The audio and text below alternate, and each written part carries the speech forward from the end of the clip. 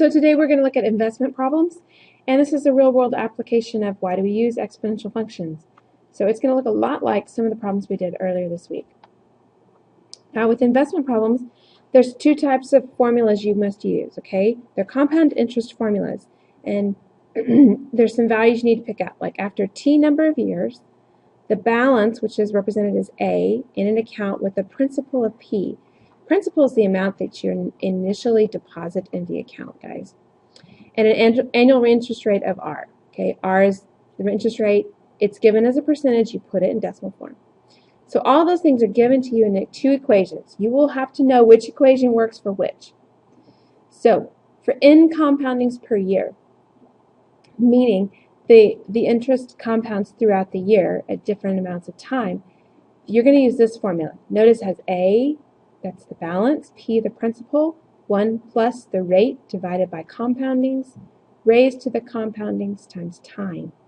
Now, what you need to notice is this formula has a little n in it. N represents how many times is it compounded per year. And the question will read differently than a continuous compounding.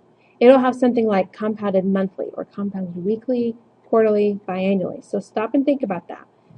If it's compounded monthly, how many times in a year will it be compounded? Well, there's 12 months in a year, so that would be a 12. Compounded weekly would be 52 because there's 52 weeks in a year. Compounded quarterly would be 4 times out of a year, and biannually would mean 2 times out of a year. Okay, hopefully you get the idea. So you read the question looking for clues with like one of these words, weekly, monthly, quarterly, biannually. That gives you a value for little n, which means you must use this equation. The other type of problem will say it has continuous compounding.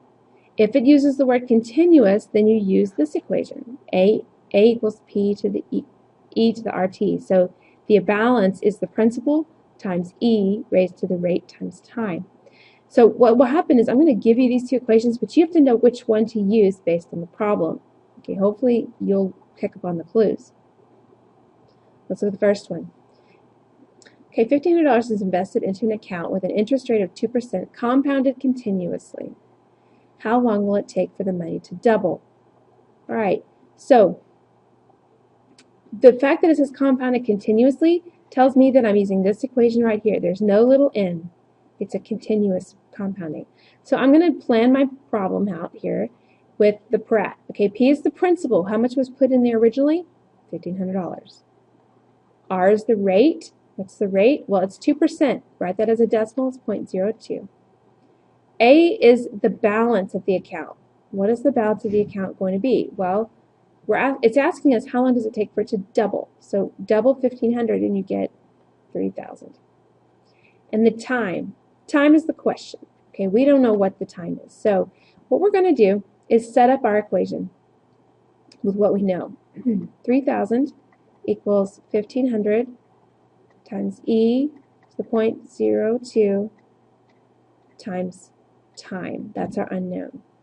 So what we're going to use is our calculators to help us find this. There is a way to solve this equation with rearranging it algebraically, but we haven't gotten there yet. So I'm just going to show you how to do this in the calculator, which is going to look a lot like what you did on a few days back when we did word problems with growth and decay.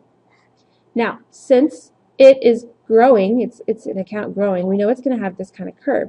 And we know it starts at $1,500, right? We want to know how long does it take to get to $3,000. So this is the X value we're looking at, remember? So this is time in years. So usually you invest about 30 years, right?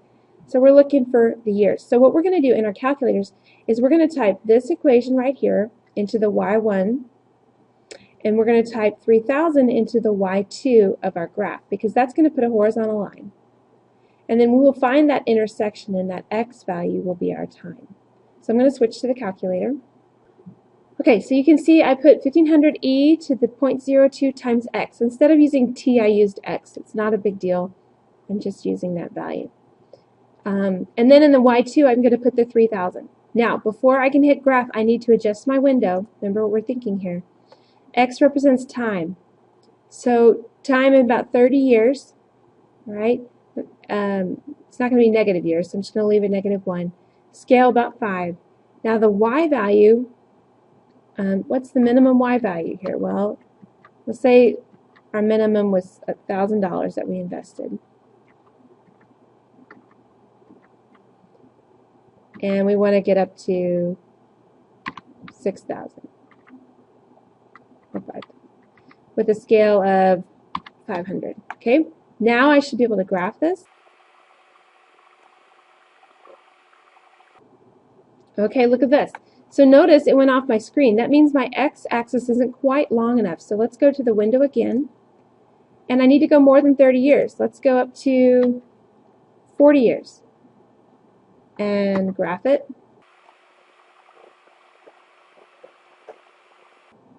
Now I can see the point of intersection right there. And if you remember what we did the other day, we find that point of intersection by hitting second, trace, 5 for intersect, and then you hit enter 3 times. 1, 2, 3. Now, that point right there, the 34.65, represents the number of years it takes to get to $3,000. So we're going to round to the nearest 10. So 34.7 years. So we've done that. So we get approximately 34.7 years. Okay, so we had to adjust our graph to 40 years. Okay, keep that in mind. All right, let's try another one. $2,000 is invested into an account at an interest rate of 1.5 compounded continuously. How long will it take for the balance to triple? Okay, so my principal is $2,000. The rate is 1.5%, so 0.015. The balance needs to triple it, so I want $6,000. And the time is the unknown. So again, we write our equation. So $6,000 equals $2,000 times E. Right? Again, we're going to put this in our graph. Let's think about this in time. Let's just do, I don't know, let's do 40 years and see what happens on our graph. And let's see, we started at $2,000 and we want to know what's it going to take to get to $6,000, right?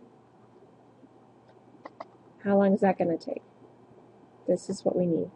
All right, so I'm going to switch to the graph. And then I'm going to check the window.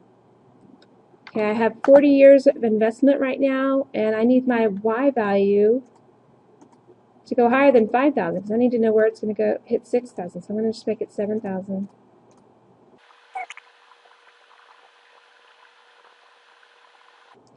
All right, so look, we don't see the intersection, so it's going further out. So we need to adjust our window. So let's add some more years to our investment. Instead of 40 years, let's make it, let's just make it 80 years, just to see if we can get it all on one screen. There it is. There's our intersection. So now we hit second, trace, 5. Enter, enter, enter.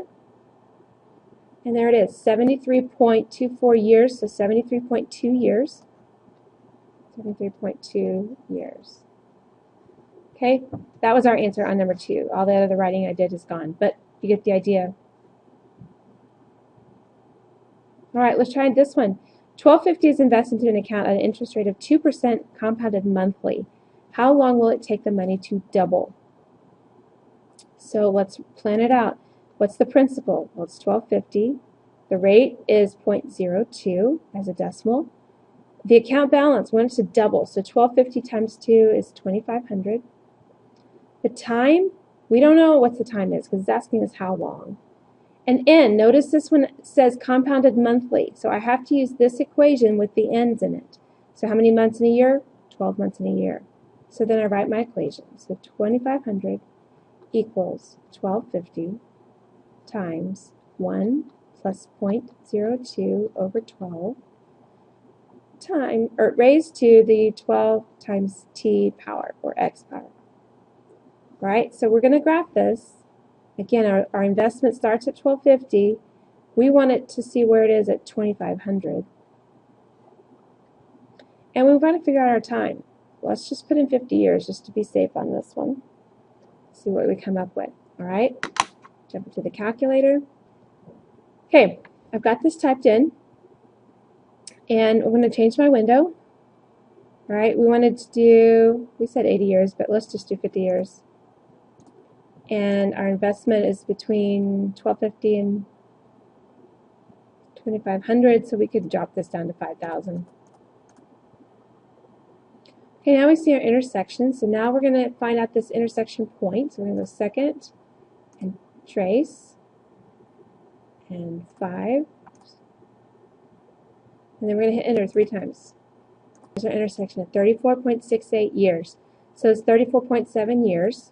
This intersection right here is our time. So at approximately 34.7 years, that's how long it took it to double. All right. Now, example 4 is much like what we just did. So we'll do this one class. Example 5. Let's do example 5. And real quickly, $8,000 is invested in an account with an interest rate of 2.5% compounded weekly. What will the balance be after 30 years? All right, so principal is $8,000. The rate is 2.5 as a decimal is 0.025. The balance is the unknown. Okay, time is 30 years. And how often was it compounded? Well, weekly. Well, how many weeks in a year? 52. So I'm going to set my equation up. Account is what I don't know. Okay, the balance is what I don't know. So I'm going to plug all this in. 1 plus 0.025 over 52 times 52 times 30. All right, so notice I don't have any variables over here on the right, so I'm good to go. All I have to do is just plug all this into my home screen on my calculator and hit enter. And to save time, I've done that, and what I find out is that I get $16,932.95. Okay, after 30 years, I've doubled my money, more than doubled my money. So that's a good deal. All right. So all of this is calculated base. You're just plugging it into the equation correctly. Example 6, I'm going to skip. We're going to work it when we get to class, so I can just kind of go through keystrokes on the calculator with you. All right. We'll see you in class tomorrow.